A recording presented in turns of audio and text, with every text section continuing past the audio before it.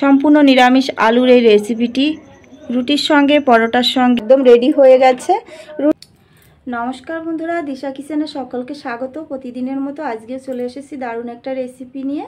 আজকে তৈরি করে দেখাবো সম্পূর্ণ নিরামিষ আলু দিয়ে দারুণ একটা রেসিপি। আর এই রেসিপিটি কিন্তু রুটি পরোটার সঙ্গে দারুণ লাগে খেতে। আর রেসিপিটি শুরু করি তার আগে যে সকল বন্ধুরা চ্যানেলে নতুন আছো, এখনও পর্যন্ত আমার চ্যানেলটিকে সাবস্ক্রাইব করোনি, অবশ্যই চ্যানেলটিকে সাবস্ক্রাইব করে আমার পাশে থাকবে। আর যে সকল বন্ধুরা ফেসবুক থেকে দেখছো, প্লিজ ফেসবুক পেজটিকে ফলো করেও আমার পাশে থাকবে। তাহলে এবার চলো ঝটপট তৈরি করে ফেলি আলু দিয়ে এই নিরামিষ রেসিপিটি। কিভাবে করব দেখে নেওয়া যাক। 1 চামচ মৌরি দিয়ে দেব, আর দিয়ে দেবো 1 চামচ জিরে। জিরা আর মৌরি দিয়ে ভালো করে একটু শুকনো খোলায় ভেজে নেব।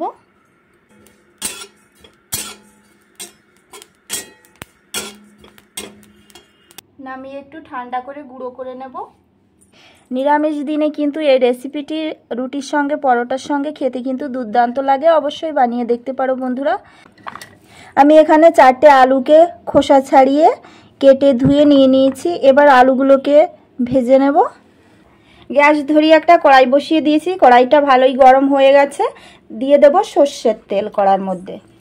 তেলটা ভালোই গরম হয়ে গেছে। এখন আমি কেটে রাখা আলুগুলোকে ছেড়ে দেব। ভালো করে একটু লাল লাল করে ভেজে নিতে হবে। আলুর মধ্যে সামান্য একটু হলুদ দিয়ে ভেজে নেব।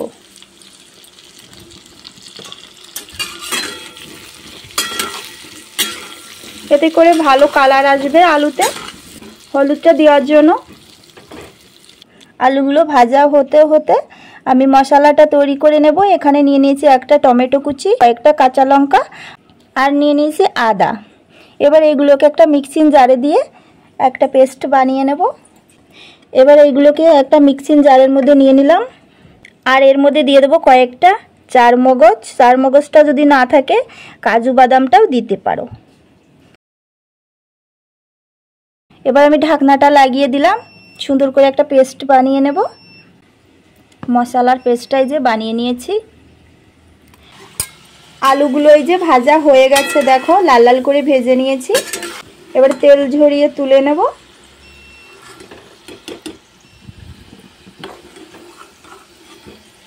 এখানে আলুগুলোকে সব ভেজে তুলে নেওয়া হয়ে গেছে। এবার আমি এই আলু ভাজা তেলের মধ্যে দিয়ে দেবো আর একটু সর্ষের তেল। ফোড়ন দিয়ে দেবো কালো জিরে, একটা তেজপাতা। এখানে ফোড়নটা একটু লাল লাল হয়ে গেছে। এখন দিয়ে দেবো মিক্সি করে নেওয়া যে মশলাটা, সেই মশলাটা। মশলার বাটিটা একটু ধুয়ে দিয়ে দেব। এবার ভালো করে একটু কষিয়ে নেব। মশলাটাই যে সুন্দর করে কষিয়ে নিয়েছি। এখন পরিমাণ মতো দিয়ে দেব লবণ আর হলুদ। লবণ হলুদ দিয়ে একটু নাড়াচাড়া করে নিলাম। এখন দিয়ে দেব ফেটিয়ে নেওয়া টক দই।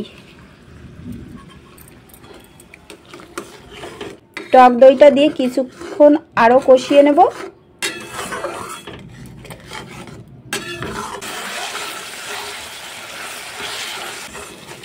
টক দই দিয়ে আমি মশলাটাকে আরো কিছুক্ষণ কষিয়ে নিয়েছি।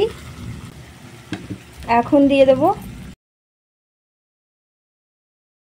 1 চামচ জিরে গুঁড়ো, 1 চামচ ধনে গুঁড়ো। ধনে আর জিরে গুঁড়ো দিয়ে আর একটু নাড়াচাড়া করে নিলাম। এখন আমি কড়ার মধ্যে ঢেলে দেব ভেজে রাখা আলুগুলো।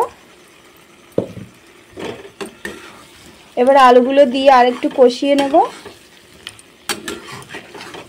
আলুগুলো দিয়ে আর একটু কষিয়ে নেওয়া হয়ে গেছে। এখন দিয়ে দেবো একটু জল।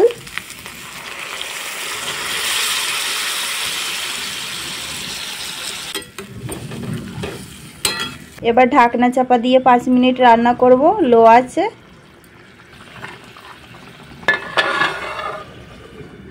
এগুলোকে একটু গুঁড়ো করে নেব শিলনোড়ায়।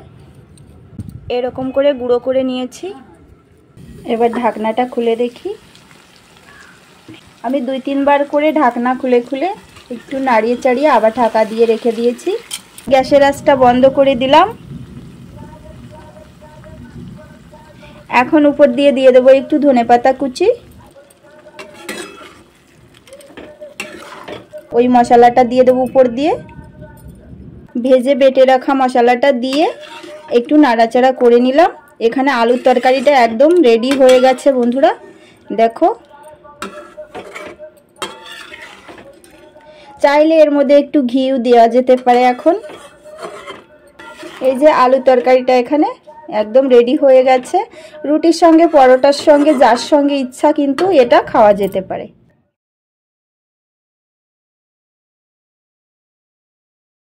দেখো বন্ধুরা, তরকারিটা একটা প্লেটের মধ্যে নামিয়ে নিয়েছি। আলুর এই নিরামিষ রেসিপিটি তোমাদের কেমন লেগেছে অবশ্যই কমেন্ট করে বলবে। চ্যানেলে যদি নতুন হয়ে থাকো চ্যানেলটিকে সাবস্ক্রাইব করে আমার পাশে থাকবে। আর যদি ফেসবুক থেকে দেখে থাকো অবশ্যই ফেসবুক পেজটিকে ফলো করেও আমার পাশে থাকবে। আর সম্পূর্ণ ভিডিওটি ধৈর্য ধরে দেখার জন্য অসংখ্য অসংখ্য ধন্যবাদ। আজকের মতো এই পর্যন্তই। সকলে ভালো থেকো, সুস্থ থেকো। আবার দেখা হবে আরেকটা এরকম সহজ রেসিপির সঙ্গে।